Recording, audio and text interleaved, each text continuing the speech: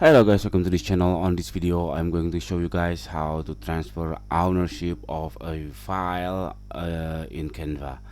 So in Canva, what you have to do, you just open the design you already designed and then click share here, and then you can click add people. For instance, I will add my team,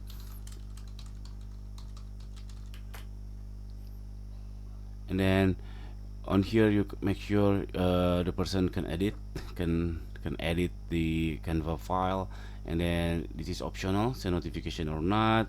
I suggest you to add some message, for instance add some message here, up to you, and then click share.